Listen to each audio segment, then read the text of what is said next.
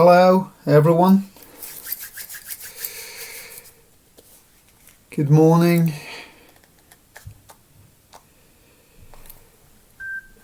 Right. Okay, so I hope everybody's well. I'm happy to be here again and getting back to the next session of class and going back to school again, or at least some form of schooling, right? So I hope that for everybody these holidays have been okay, right? And that you've been able to disconnect a bit and relax a bit and get ready for what's coming next, which is still full of uncertainty and unanswered question and so on. Okay? Right, so you know what my motto has been since the very beginning of this moment. A crisis, possibly we can call it a crisis. The motto is not to pretend that we're doing exactly what we would be doing in class, like working as efficiently or working as efficiently and fulfilling exactly the same aims as we would do in class, but at least to maintain some intellectual activity, so you're not totally lost when we come back to school. And certainly the real comeback will be in September. I'm not saying we won't come back in a few weeks or days, but I mean the real reconnection will be later. So right, my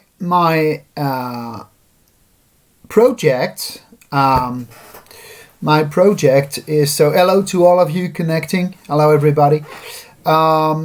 My project remains the same. We need to be ready for next year's syllabus. We need to be ready for starting next year in terminal with no massive loopholes in the syllabus, no massive lacks in the syllabus. So this is why, after this introduction, I would like to present you with the next lesson. If you've received and read my message on Pronote, you know what it's about. We still have 2 history lessons to go through for this year. Okay. One is the period that runs from 1848 to the beginning of the First World War, so 1848-1914. And it's a very interesting period to study because it has changed Europe profoundly. It has changed Europe deeply, and some historians still wonder what happened. What is the impact of what happened after 1848 in Europe that might have created and triggered the First World War. Okay, so you still have this massive historical debate about the roots of World War One. What was eventually the reason for the First World War? And so, of course, historians tend to consider what happens just before a major event. And so, what happened just before is actually 3 things that we're going to study together. Okay, normally in parallel, you will have a study on colonial issues, colonization, and this is due to, and this is Monsieur Europoulos' role to deal with this. It will send you a lesson. We have arranged together. It will send you a lesson on this, a reflection on what colonization was and how it may have affected the relations between the European states. as you will see, I've planned to focus on this just a bit for a general approach. The second, regarding what I will teach you, it's more about how the map of Europe was changed, how new states were created with 2 major changes.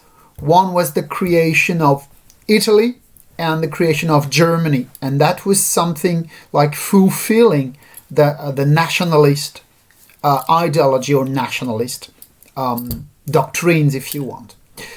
That will be the first thing we study. Then, how Europe, after 1848, underwent a process of democratization in some countries. And we'll see how France and the UK became more democratic states and regimes at the end of the 19th century and beginning of the 20th century. And that makes an interesting comparison because the UK remained a monarchy, whereas France chose the republican model, and that has not prevented both countries from democratizing. Finally, and that's the last part, we'll see that there were mounting rivalries. Clearly, the rivalries in Europe between the major powers, Russia, Austria, Germany, France, the UK, these rivalries changed into confrontation. And the question was war inevitable? That is, if you add up all the different types of rival ambitions, competition, both in the colonies, in the economy, in the difference of regimes and so on, what was the major point that led to World War I? And I think that's really a very OIB question when you really consider it. When we really consider it, there are at least 6 or 7 different factors that may have led to World War I. Okay, and if you remove one of these factors, if you move one of these factors out of the game, maybe World War I may have been avoided. And I think that's really the type of question that the OIB loves discussing, right? Evaluate the factors that led to World War I. That could be an OIB question for the exam, actually. Something going like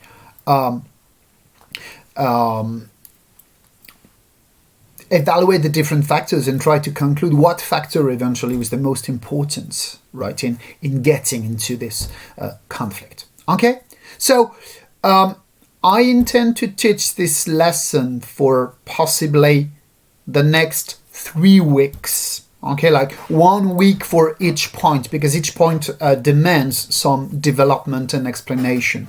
So 1 point about the new states and new regimes that were created in Europe after 1848, the national unity in Italy, the national unity in Germany.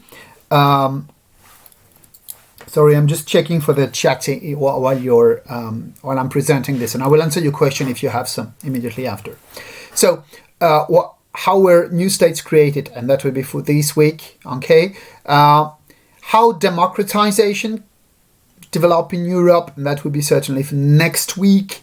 Okay, and possibly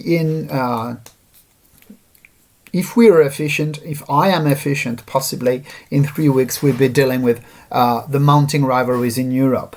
So I've got a question regarding which is, do we have more information on the possible comeback to school? My answer will be very clear. No, not a single piece of information, right? So there is nothing I can tell you about this because, and I swear it's true, there is nothing I can tell you about this because we have no single piece of information more than you have from the medias. So far, I was about to say so far so good, not sure, but so far, it's back to school on the 18th of May for the lycée. And this is all that we know. We don't know under what form it will happen.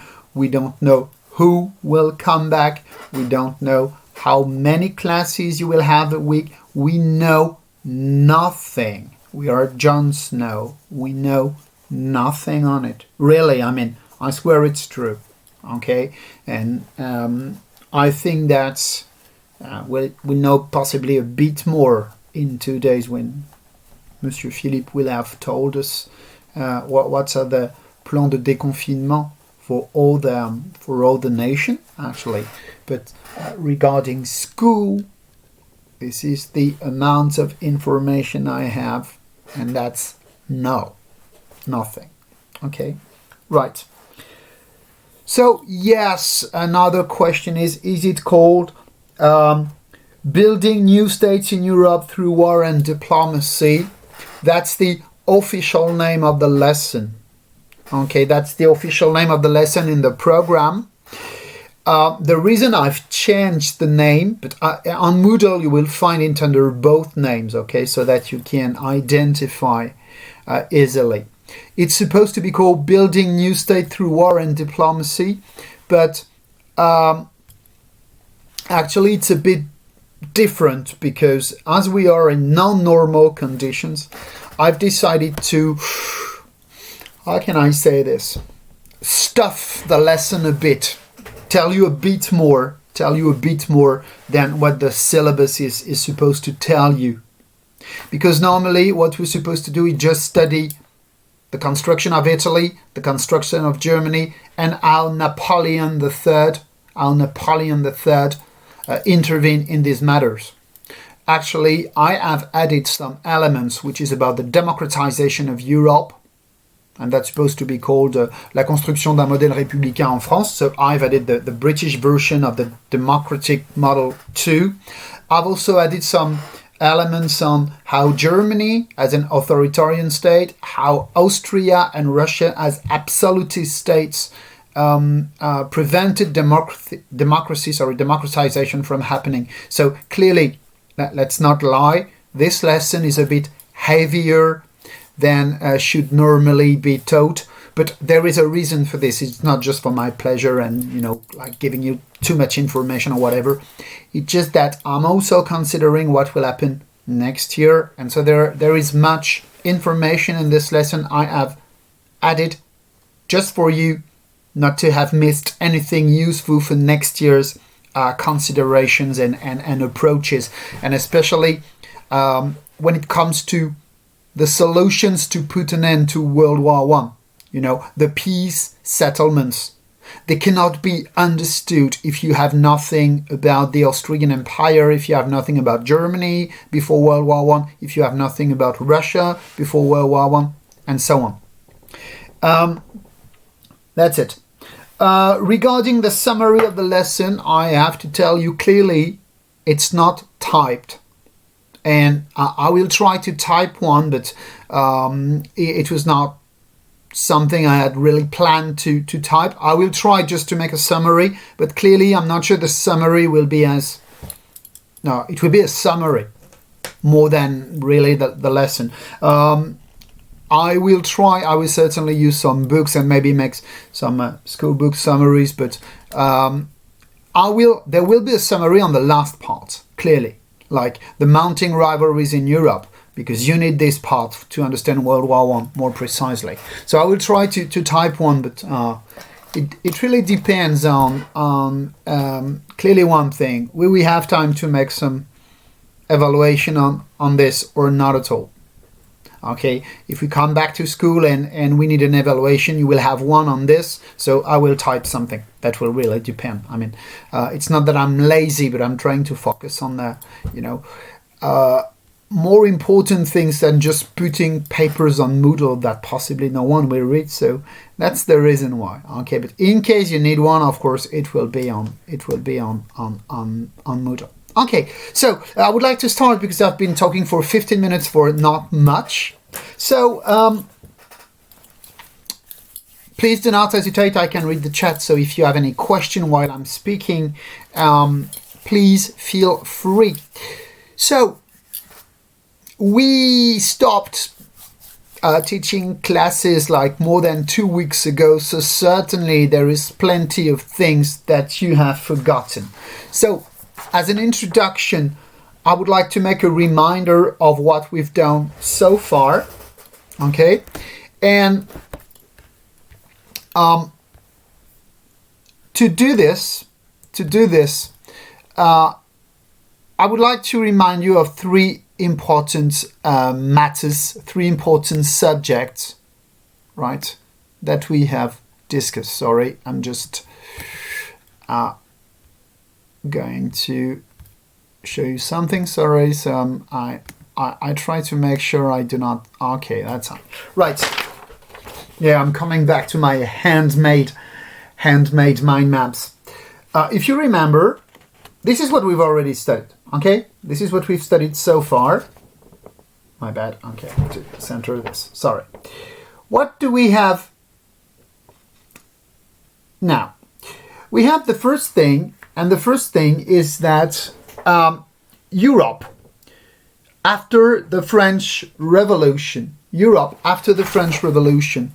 underwent a restoration of pre-revolutionary notions. If you remember, the Vienna Congress, that's something we've studied.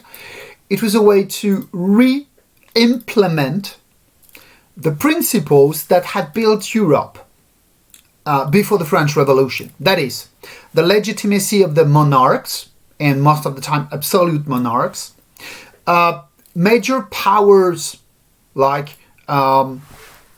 Prussia, like Russia, like Austria, like the UK, like the French monarchy, being the balance of Europe. That is, a balance of powers in Europe.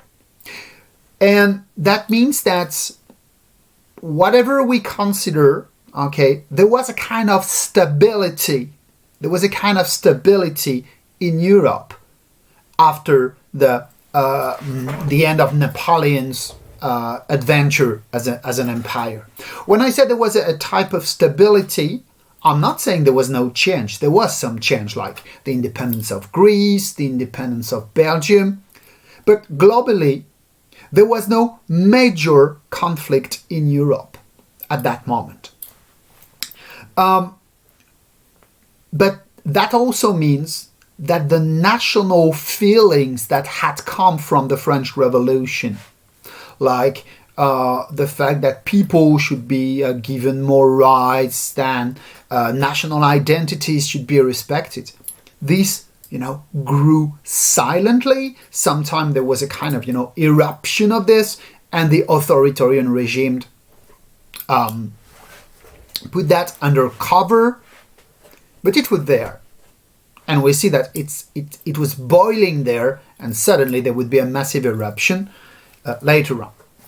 Second element we have studied, the early industrialization of Europe, and the rise of a new class, a new group called the bourgeoisie. And if you remember, the bourgeoisie are the one class that took the most benefit from industrialization, and that gave a new category of people that were willing to take political power. Because in the absolutist model, the nobles and the clergy had the power. And this rising bourgeoisie was willing to gain some more power in politics. And that's going to be a very important point because in the period we're going to study, that was clearly the moment when the former elite, the nobility, would lose power, political power, to this rising class, the bourgeoisie. Okay? And another element would be also the mounting influence, the rising influence of the workers, but that would be for later. Okay? If you remember, for example, when we studied the 1815-1848 period, we had two movements in France, for example. 1830 with the Trois Glorieuses, the Three Glorious Days, and 1848. And each time, these risings, these rebellions against the power, the royal power, were coming from both the bourgeoisie and the working class. But the bourgeoisie was really the mounting class in Europe, and mounting category, if you prefer. And that's something we're going to discuss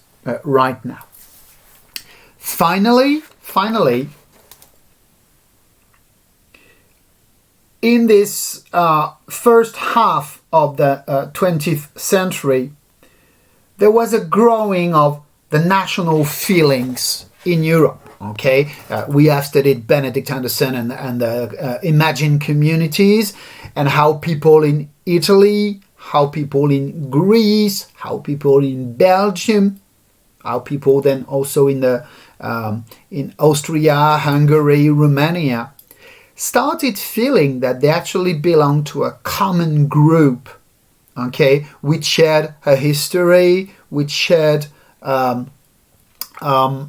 will to live together in a specific territory with specific traditions, and that this imagined community became a political project. Because if you feel like you belong to a common group, speaking the same language, having the same religion, following the same habits and manners, then you consider that maybe you should live together as a nation. But the Congress of Vienna has said there was no such thing as a nation. The Congress of Vienna said what you have is the king's power, is the emperor's power, the Tsar power, over as much territory as they wanted, not taking into account the national feelings. But as I've told you, these national feelings grew, and more than growing, they organized. They organized in national association. So I don't have much time to develop on this, but that's something I've already mentioned. If you look at the Romanticism, Romanticism is as you know, a literary movement. I've already mentioned it, right? That's something I've already said earlier in class. When you consider Romanticism as a literary movement, as an artistic movement, it was not only an artistic movement. When people met in salons and when they met in, clubs, like literary clubs, of course, they were discussing literary and aesthetic subjects, okay, like the nature, the violence of sentiments, and so on. But they were also discussing political projects. For example, many nationalists started their political career going to literary salons and clubs, right? And one of the best examples you may have, and that's someone I'm going to quote later, is someone like Giuseppe Verdi, the Italian musician. And Verdi became a symbol of Italian unity. And Verdi is a good example, right, of someone who was an artist. He was a composer and a musician, right? But his romantic vision of Italy also served a political project of uniting Italy. And if you consider the years 1820, 1830, 1840s, all these years where the nationalists organized. From isolated people, they formed associations, institutions, clubs, societies, and so on. Okay? Right. So this is the pre-1848 moment. Okay? Right? Good. Now, let's go back to the subject under discussion, which is,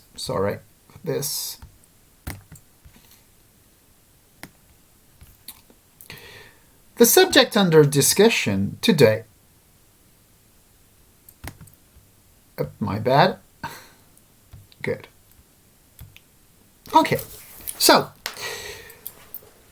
I would like to, for the next 45 minutes, let's say, I would like to discuss why in 1848 a new movement started. If you remember, in 1848 there was a series of risings called the Spring of Nations. The Spring of Nations created uprisings all over Europe, starting in France, then spreading to Italy, Germany, and so on. And globally, as a nationalist movement, it failed. It failed. But it really sparked a fire. It was the spark that would then start a fire that would actually burn in many places in Europe. But as you know, the most destructive fire is not necessarily the most impressive one. It's generally the one that lasts for the longest time. And we could say that what happened in 1848 with the Spring of Nations would transform Europe for the next century, really. And in the syllabus, we have to focus on three elements. So the first part is really very faithful and like very institutional approach. We're going to see that in 1848, a movement started in Europe to transform, to redraw the map of Europe. Okay? And two countries actually represents and embody this change: Italy and Germany. And after we see, and possibly not today, but after we see the role played by France in this, and how Napoleon III also was an important agent in doing this. On the long term, Italy and Germany are very young states. Officially, Germany was not united before 1870, and Italy was not united globally before, let's say, 1872. You could say even 1866 if you want, but 1870. That means that both countries, Italy and Germany, have existed for 150 years. Only. Before Italy, there was no unity. There was not a single nation in Italy. I'm going to explain this. Before Germany, there was not a single nation called Germany, right? I mean, that's important to understand this, that neither Italy nor Germany have a long history as states, contrary to France, contrary to the United Kingdom, okay, contrary to possibly Russia, which has a longer history. But Italy and Germany are kind of brand new states on a historical scale. Also, we'll see that both countries have a specific approach to building a nation. Let's make things clear. There is much here in this lesson that you will forget. You will certainly forget about the names, you will forget about the dates, you will forget about the different stages that enable Italy and Germany to build as nations. And that's normal, okay? What you should not forget, and if you want to take some notes, this is what you should remember. In neither cases, you have like a popular movement of people, you know, like the people from the bottom, the ordinary people suddenly decided that they should form a nation. This has not existed. Neither Italy nor Germany were created because people from the bottom were like, oh, it's time for us to create a nation. In both cases, there is a political project by some elite, by some hierarchy, by some leaders. And creating a nation was a way for them to serve a specific political project. Okay? In Italy, it was more led by the bourgeoisie, clearly. And the industrial bourgeoisie played a part in uniting Italy. And the construction of the Italian country, nation, was the alliance of a king, okay, and some bourgeois movement. But the peasants from southern Italy, they did not really care. In Germany, it was a project by Prussia. And Prussia, and a name you may know is Bismarck, Prussia led the German unification. And it was not a democratic movement at all. It was made by mostly war and diplomacy, as the lesson, the lesson's titles reads it. But it was clearly not a project from the bottom. So why did it work? Because even if it did not start from the bottom, like the ordinary people just rising, these ordinary people adopted the national feeling of these new nations. And that means that as new states were created, the next question was, how do you really create an identity which is common to all the people living in the state? Example, how do you create an Italian identity when there is not even an Italian language which is common to all Italians? Because that was the situation at the end of the 19th century in Italy.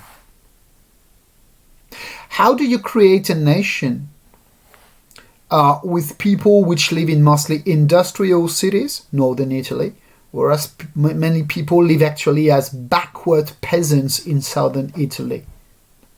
Okay, so all these questions will be, how do you create new states when you don't have a national identity which is strong? And what I will try to explain to you is that as this new identity was created, something like, let me give you an example. Now we have something called Germany, so we need to feel Germans only, to feel German only. That would increase the national feelings. And when World War I came, these national feelings that the state had fed for decades would find some way out, and some possibility of expressing during World War I. And that explains why the French or German nationalism during World War I was very strong. Okay, so once again, I'm trying to give you elements to understand, okay? So there will be dates, there will be names, because they are necessary to understand this. But the major thing you have to understand is what was the role of this nationalist feeling in creating new countries and then in creating rivalries between countries, okay? What was the role of the national identity in creating new countries and then creating the rivalries between these new countries? Okay, right. So, just another reminder for you. Not a reminder, actually, maybe just something totally new. This is the map of Europe. So, we're really starting the explanation right now, okay? So, if you want to take notes, that's the moment. Right. This is the map of Europe in 1850. 1850 is posterior to the European spring, the spring of nations in Europe. Okay? Right. If you focus, there are elements you will recognize from the previous period. So, what elements? Firstly, of course, the major empires. The Russian Empire, the Ottoman Empire, okay, and you can see the Ottoman Empire was actually occupying a large area in southern Europe, in southeastern Europe, in the Balkans, if you want to call them this way, that they still had this huge Austrian Empire in the center of Europe, in spite of the European Spring, the Spring of Nations that happened and that destabilized the Austrian Empire.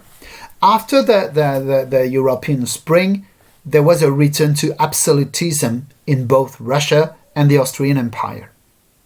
And you can also see, maybe not very clearly, but you can see it anyway, that sorry, I'm just, okay, that's better. That Germany, Italy were absolutely non-united. Okay, that Germany was a gathering of principalities, small republics, but mostly principalities. There was no unity at all, and that had been the same since the Middle Ages. In Italy, you had various states. If you look at them, the Kingdom of Sardinia and Piedmont and Tuscany and two Sicilies and Lombardy and so on. And if you look at this, you had the papal states. The papal states being the states belonging to the Church and the Pope. And these states were given back to the Pope, okay, under a French and Austrian protection. It means that the Pope was under the protection of two states, okay, France and Austria, not to lose his states. And you will see that that would have an impact on the longer term. So, to put it in a simple nutshell for you, okay, to put it in a nutshell, what was the major change between the Congress of Vienna in 1848? Greece, Belgium, okay, these states had been created. But on the other hand, the empires were still there. The Russian Empire, the Ottoman Empire, the Austrian Empire, the Kingdom of Prussia, and so on. They still were in, they still existed. Okay. Right. So, let's see. Let's take the first example. And the first example is the construction of Italy. Okay. Is there any question at that point? Is there anything you would like me to explain more clearly? So, do not hesitate, write please. Right. Why studying Italy? Because Italy is, and that's my first point, so Italy is an excellent example of how a mix of national feelings and a political project gathered. But it's also an excellent example of how you create a country before there is really a common identity between the people that will inhabit the country and live there and become citizens of the country. Okay, there will be plenty of maps because you need to see exactly the type of problem it creates. So, sorry for this. Where is my... I'm sorry, I've lost my map. Where is that? Okay. My map is lost. I don't know why. It's there. Okay, sorry for this.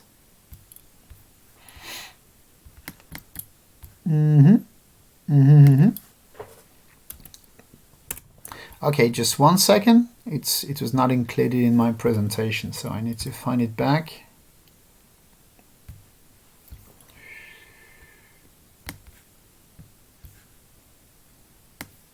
Okay. Right. I'm sorry, sometimes it may be a bit long to integrate the documents. Here we go. Will it work? Will it work? Will it work? Yes. Sorry for all this. Sorry for my lack of efficiency. Okay. So,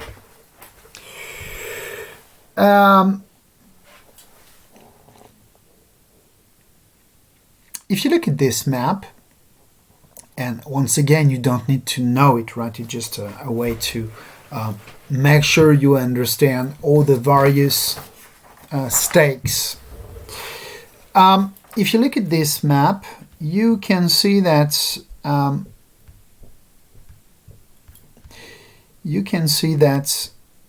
Italy has a history of being totally divided, but also being totally under foreign influences. If you look at the north of Italy, what is the north of Italy today, a region that has been much talked about recently because it was one of the epicenter of the epidemics.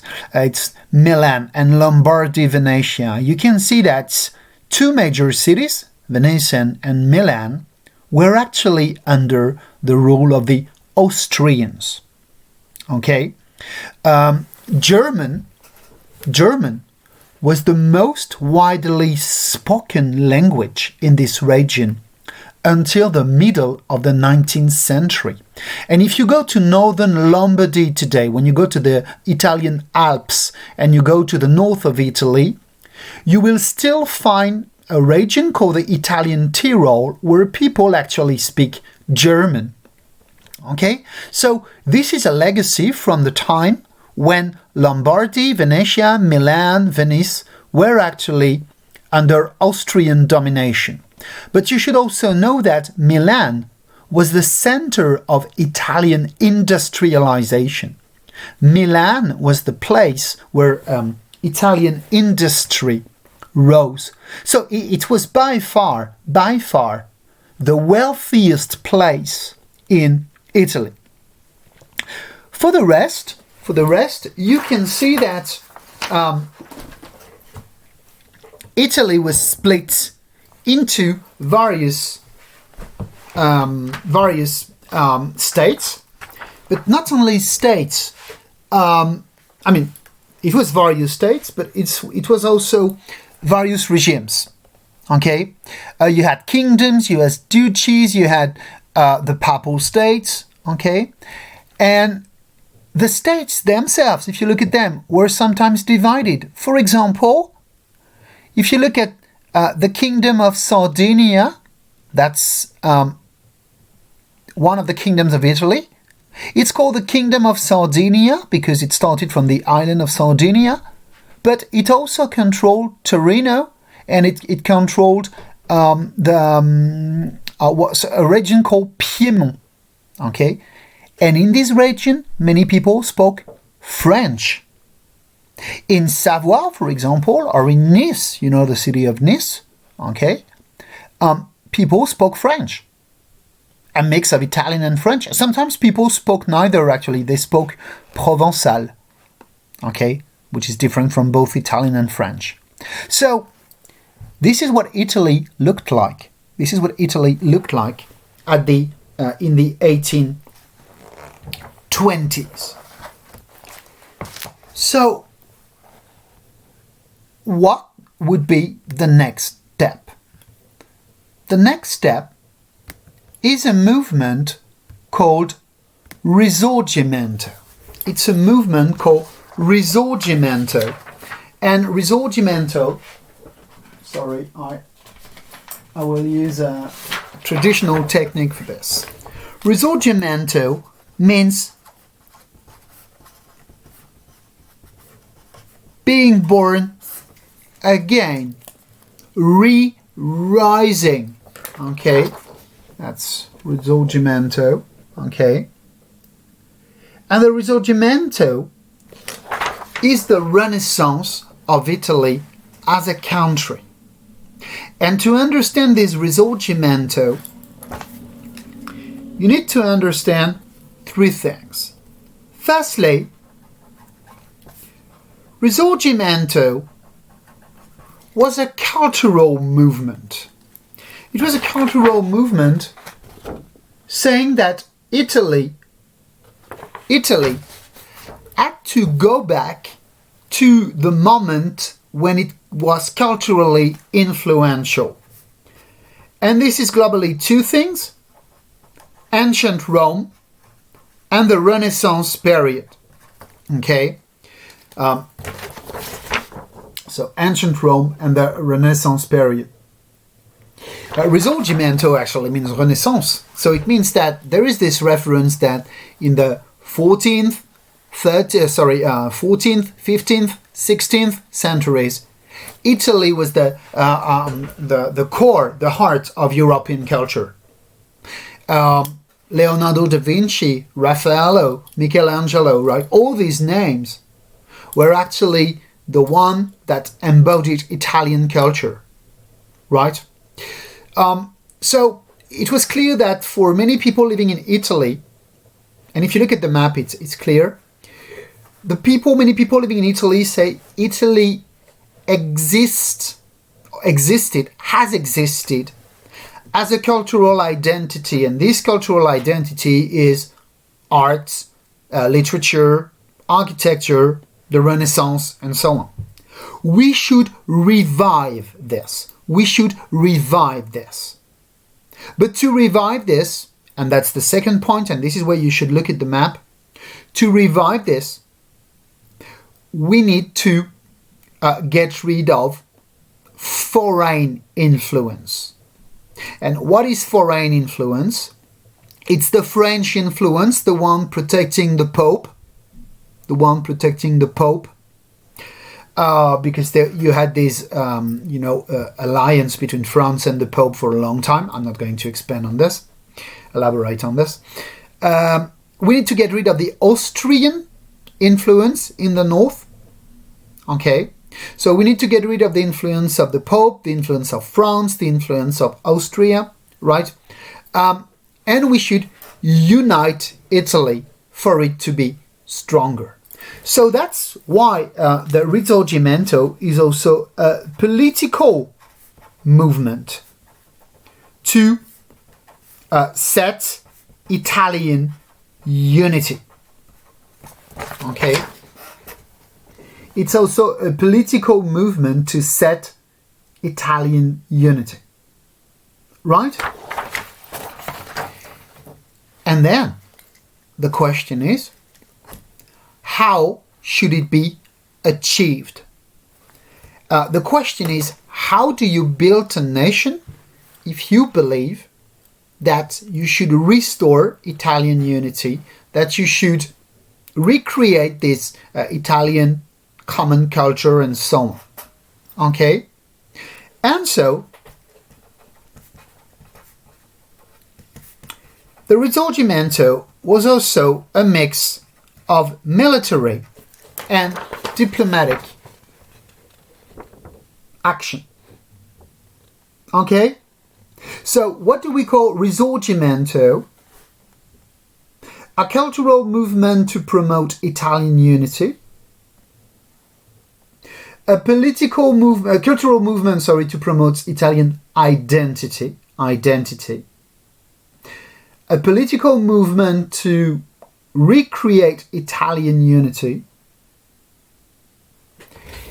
And the sum of both military and diplomatic actions to achieve this aim of Italian unity. But clearly, to some extent, Risorgimento is a myth.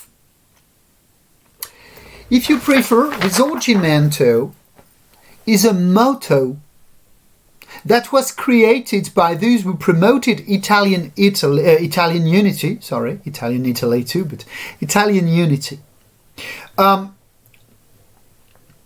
Actually, the Italian unity was mostly based on military and diplomatic action, because the cultural unity of Italy was a myth. As I've told you, people in Naples, for example, or people in Sicily, they spoke a different language from the people in northern Italy. Sometimes they did not even speak Italian, right? The Sicilian language in the 19th century is different from modern Italian in many forms.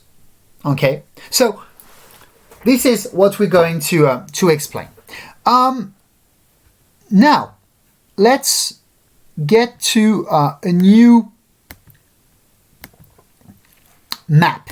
So sorry for all these maps, but I want to show you the changes occurring in between.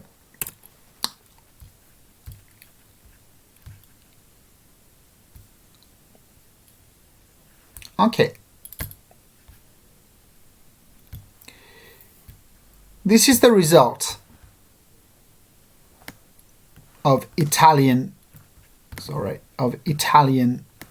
unification or creation.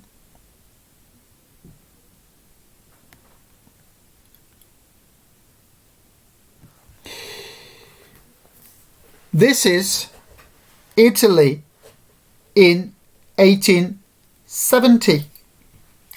All that was divided before, the kingdom of the two Sicilies, the principalities of or duchies of Modena, Parma, Lucca, Tuscany, the Piedmont Sardaigne or Piedmont Sardinia, Lombardy, Venetia, all this was now part of Italy. So everything which is in color, save for Savoy and Nice, that now were French, all this was now under an Italian unique power. So you can write this. In between 1848 and 1870, there was a gradual construction of Italy. Italy, little by little, managed to gather as a country. How was this made possible? I have to accelerate because I spend much time, but I know it's a bit complicated and it's like, wow, you've got all these principalities and so on. I mean, why is that interesting to study? I'm sure that's your question. And you're totally allowed to ask this question. It's interesting to study because that explains why even today, Italy is not such a united country, and that you still have huge gaps between the way people live in the north, live in Milan, live in Venice, live in Turin, and the way people live in Naples or in Sicily. And this gap still exists. Okay, so that's the reason why. Okay, let's see another map, and I swear it's the last, almost the last one. I almost swear it's the last one. Where did it start? It started here with sorry, I'm coming. Right, that's it. Okay. Good.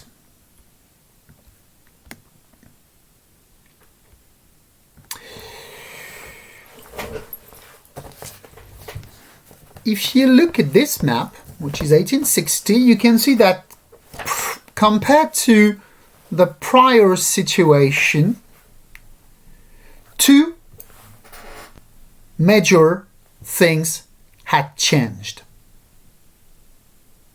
Firstly, if you look at the north of Italy, the kingdom of Sardinia, Piedmont Sardinia, had widely enlarged its borders. And it had enlarged the borders by conquering Lombardy, that's Milan. Okay, I'm just going to enlarge the map a bit. Sorry for this. Right. Oh, my bad. Right. Okay, I'm wrong. That's it. Right. That's Italy in 1829. As you can see, Milan belonged to the Austrian Empire. You can also see that all the region called Parma, Florence, and so on was totally lacking unity.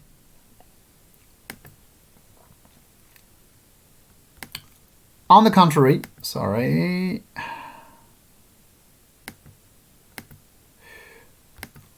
Right. On the contrary, in 1859-1860, the northern Italy had been united and all the principalities had disappeared. You can see that Florence, Tuscany, Parma had been integrated in a new kingdom. How did that happen?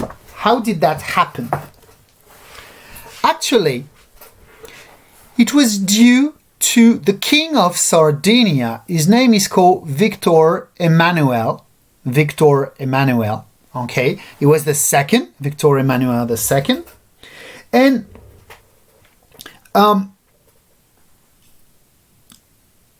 he had set up a liberal constitution. He had set up a liberal constitution in his kingdom during the Spring of Nations. So clearly, I can say that in a much simpler manner if you want. After the Spring of Nations in Italy, Turin and the Kingdom of Sardinia was the freest place in Italy. The king enabled people, to have open public debate. The king had set up a parliament, which means that there were elections and so on. So when you lived in Piedmont, when you live in Sardinia, when you live in Turin you were living in the freest part of Italy. So you know what happened? Many supporters of Italian unity moved to Turin and moved to the Kingdom of Sardinia, and they said, we should make the unity of Italy under Victor Emmanuel's reign. As he is the most liberal king, as he is the less authoritarian sovereign in Italy, he should be the one leading Italian unity. Okay? That's clear? So, how did that happen? Victor Emmanuel knew that to unite Italy, he would have to fight Austria. But Austria was much more powerful than his own kingdom. Okay? He knew that he also would have to fight the Pope, because look at this, in the center of Italy, you still had the Pope. So, to fight Austria and to get rid of the Pope, Victor Emmanuel needed an ally. And his ally would be France. Okay, let me explain you why. Firstly, because as Victor Emmanuel was the king of Piedmont, Sardinia, he spoke French. He was a French speaker. So it was very easy for him to have diplomatic relation with France. Secondly, because in France, a new leader had taken power in 1848, Louis Napoleon Bonaparte. As you know, he was Napoleon I's nephew. He was elected president of the Second Republic in 1848, and he self-declared emperor in 1852. But in his youth, Louis Napoleon Bonaparte had been to Italy, and he had been very close to the Italian nationalists. So, to say it differently, Louis Napoleon Bonaparte, soon to become Napoleon III, had links with the Italian nationalist movement, and especially one movement called the Carbonari. It was a secret society which I've already mentioned. So, to put it in a nutshell, those who promoted Italian unity said we should have Victor Emmanuel, King of Sardinia, as our leader, to unite Italy as a kingdom, and we should find an ally. Okay? And so, this ally became official in 1858. That's a date you may remember. In 1858, Napoleon III and Victor Emmanuel, King of Italy, Victor Emmanuel II, King of Italy, met in France, in a city called Plombières. And this alliance between France and the Kingdom of Sardinia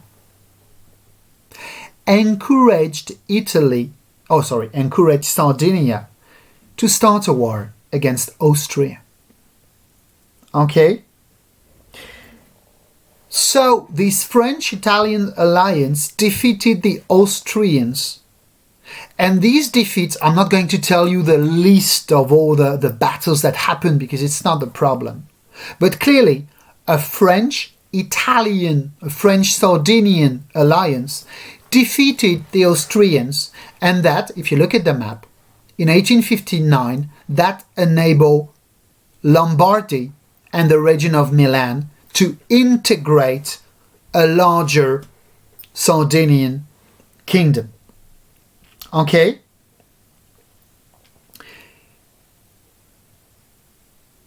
All these battles also led to all the former principalities and duchies of Tuscany and Parma to be integrated in the Kingdom of Sardinia. What am I telling you here? I'm telling you here that the Italian unity was not a matter of, oh, we all feel Italian, let's join. It was a matter of a king, Victor Emmanuel, supported by people who supported the Italian unity, with a military alliance with France to make war. To create an Italian unity. But all this, and that's my point, all this was supported by a national myth, by a national creed, that Italians had to live together because it was the risorgimento of the Italian nation. But as you can see, that the risorgimento was just a myth, was just a belief to support the policy of military building of a nation. Do you understand my point? I know it's like maybe technical, maybe it sounds a bit like history as you don't like it, like, names and dates and battles, blah, blah. I know it's actually sounds like this, okay? But what I want you to understand is that there is nothing like a natural Italian nation. Italy was built by making war. That doesn't mean that you didn't have people feeling Italians. But look at this. Look at this. The king that spoke Italian and French, or actually he speaks something called Piemonte or Piemontese, which is a mix of Italian and French. He would integrate territories in his kingdom of people speaking German and say, hey, we are all Italians naturally. No, there's nothing natural here. It's a political move, a political process. Okay? Any question on this? Okay, I need 10 more minutes to conclude on this. So, do you think France did that just to help the Italians? Do you think that Napoleon III just wanted to help his Italian brothers or friends or so on? No, of course. The reason why Napoleon III supported Italy is, let's say, certainly triple. There are three reasons. Firstly, as I've told you, Napoleon III was the descendant of Napoleon I, which means that he wanted to encourage the independence of Italy towards Austria, exactly in the same way as Napoleon I had done. Secondly, he certainly wanted to weaken the Austrian Empire, because the weaker Austria would be in Europe, the more powerful France would be. Thirdly, it enabled Napoleon III to gain 2 more territories, which were territories, right,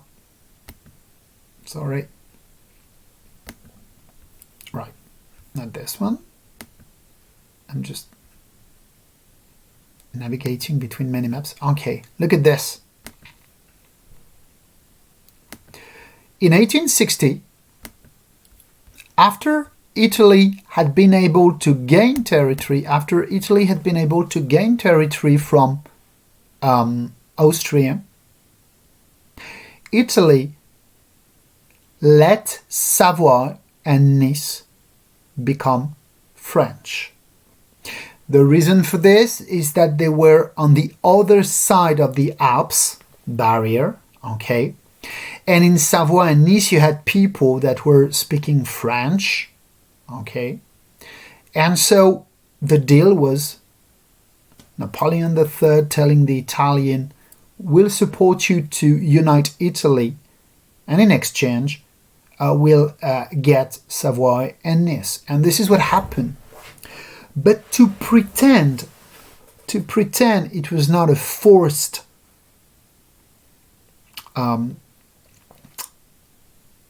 conquest, right? Votes were organized.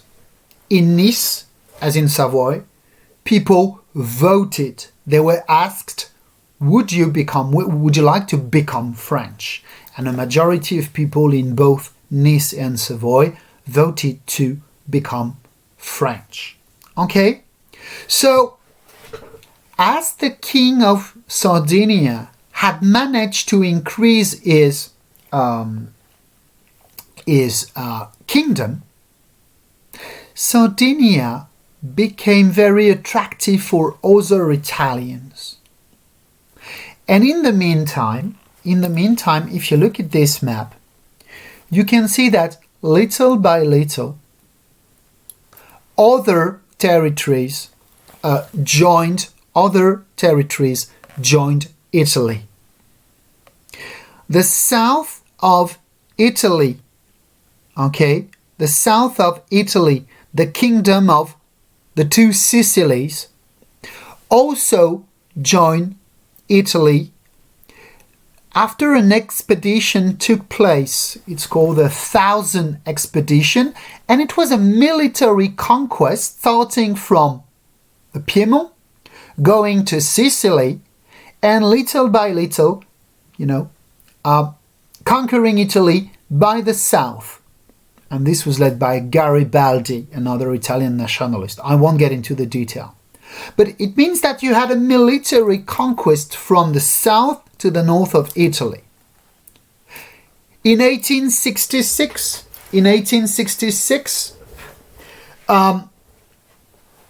there was a war between Austria and Prussia. And the defeat of Austria led to Venetia coming back to Italy. So because Austria had lost another war, the Germans let the Italians take Venetia.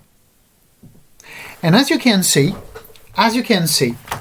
in 1870, there was only one place that had not been integrated to Italy, and it was Rome and its surroundings. Okay? So I repeat again. The unification of Italy started from the kingdom of Piedmont, Sardinia, because it was the most liberal, the most democratic, the less authoritarian place in Italy, and people who defended the unity of Italy found shelter there. Because he was a French speaker, because he had a proximity with Napoleon III, the king of Piedmont, Sardinia, Victor Emmanuel, made an alliance with France and Napoleon III. This alliance enabled the French and Italians to defeat the Austrians in 1859, and this is how Italy gained Lombardy. Other expedition enabled to conquer the kingdom of the two Sicilies and to gather the two Sicilies with the rest of with the kingdom of Sardinia. The provinces of Lombardy, Parma, Modena, Lucca, Tuscany, under Austrian influence. They also were gathered in Italy. In 1866, the Austrian Empire suffered another defeat against the Germans, the Prussians, and the Prussians let the Italians take Venetia. The last remaining place to achieve Italian unity, the last resisting place to achieve Italian unity was Rome. And you know why? Because Napoleon III refused to let the Pope abandon his territories. Napoleon III said, "We support the Italian unity, but we are also the protectors of the Pope." Why? Because there were many Catholics in France, and the Catholics in France were necessary for Napoleon III to have a strong regime. If Napoleon III lost the Catholic support, he would lose the support of the French population. So he told the French Catholics, "Do not worry, I will protect the Catholic Pope." What happened then, and that's my last point for today, in 1870, France suffered a defeat against Prussia, against Germany. Napoleon III had to leave power, and as Napoleon III left power, there was no one left in Rome to protect the Pope. So the last stage of Italian unity was Italy, now a united country, sending troops to Rome, to the Vatican, and saying, now Rome is the capital of Italy. And this is how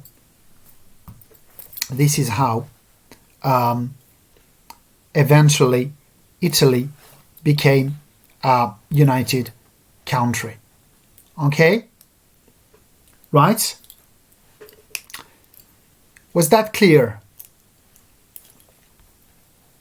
Apparently there's been some possible cut. I don't know. So, I'm done with the Italian independence for today. Italian unity, not independence. What I want you to understand, so let's start again to make sure. I'm sorry I'm repeating a lot, but as you can see, the unification of Italy and all the speech and all the stance and all the ideology about, yes, Italy has to be a single country, there is a common identity and so on, so let's Italian people unite. This is the myth. The reality is most of Italian unity was made because they were able to unite with an emperor. They were able to unite with an emperor, Napoleon III. They were able to unite behind a king, Victor Emmanuel of Piedmont, Sardinia. They made war to Austria. They made military expedition in the south in the kingdom of the two Sicilies to force the people of the south to adhere to the Italian unity. They had to wait for Austria to be defeated by Germany to get Venetia. And eventually the Pope refused to join Italy, and they had to wait for the defeat of France, the protector of the Pope, for Italians to go to Rome and say, finally, we have a capital. Finally, Italy is united. If I want to put this differently, I could say, and many historians would actually say this, Italy existed as a united country because of very traditional ways of creating countries, and that's war, alliances, a political construction and military construction, right? Italy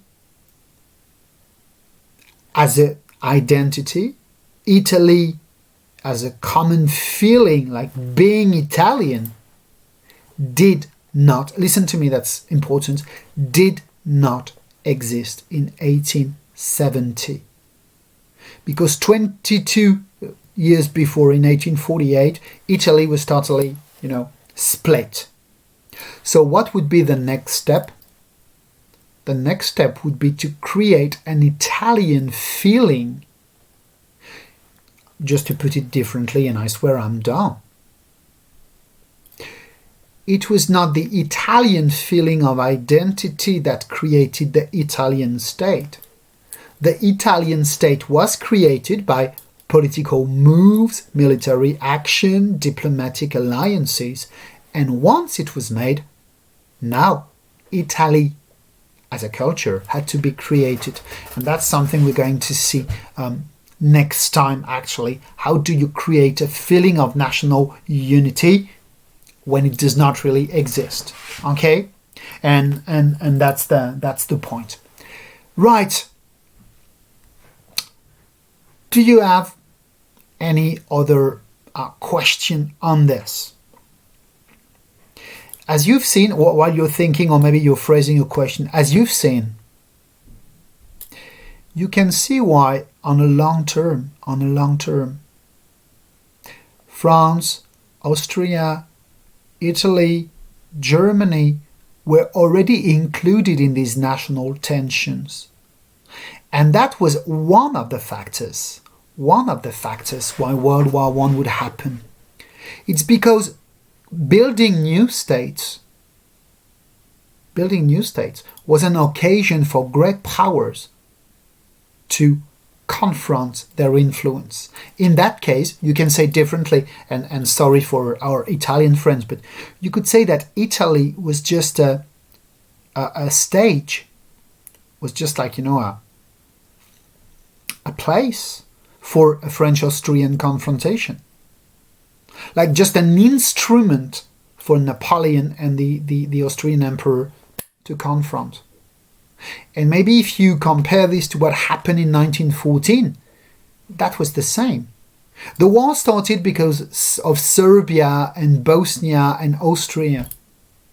But actually it was more maybe an alibi for greater powers to confront and oppose. Okay? You're fine? Right. Normally on next Friday we have no class, right? Because it's the 1st of May. Now the question is, should we have a class anyway, like just 1 hour? Because if we just start again and lose the rhythm again, as you want, I'm totally ready to teach a 1 hour class on next Friday, even if it's International Workers' Day, because we've already lost a lot of classes. So I will let you know in case no one is ready. I won't. I'm not sure, like spending 1 hour on next Friday teaching classes would be a loss of time. But anyway, I will send you a message on this and you will let me know what you consider doing.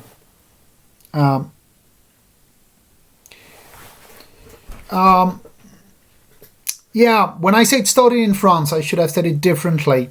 Actually, it started in Sicily. It also started to some extent in some German places. So I'm answering Kenzo's question. When I say it started in France, I should say it differently. I should say that what happened in France, the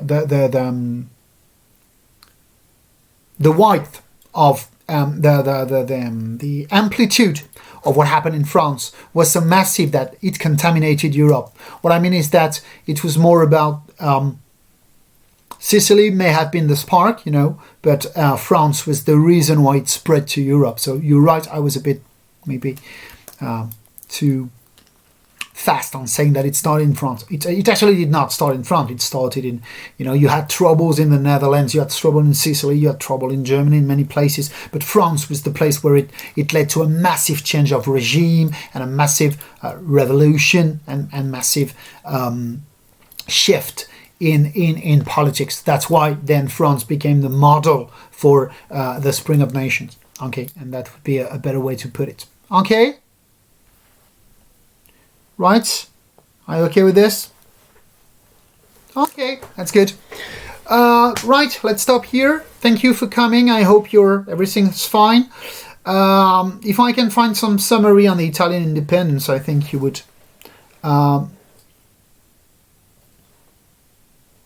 Marketia, you should teach this class actually, because you've made the best summary a better summary than I could have done. Absolutely.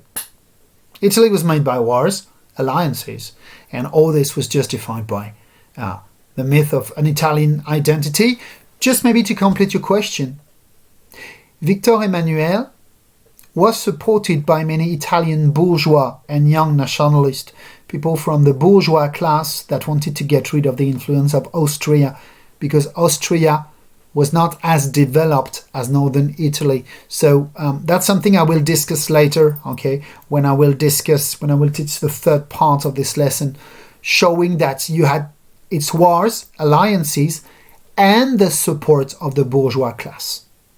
Okay? Right? But your summary otherwise is quite relevant and efficient. Okay, people? Good. Right, it was a pleasure teaching this class. Enjoy the rest of your day. I don't know if you have other classes. For the people in speciality, right, the few of you in speciality, I will teach a class on Wednesday, and you'll get some news too this afternoon, right? Okay, any other question, people? If you don't, I'm done. See you possibly on next Friday if you want. Okay, I'll send you a message and I will let you know. Bye bye. See you.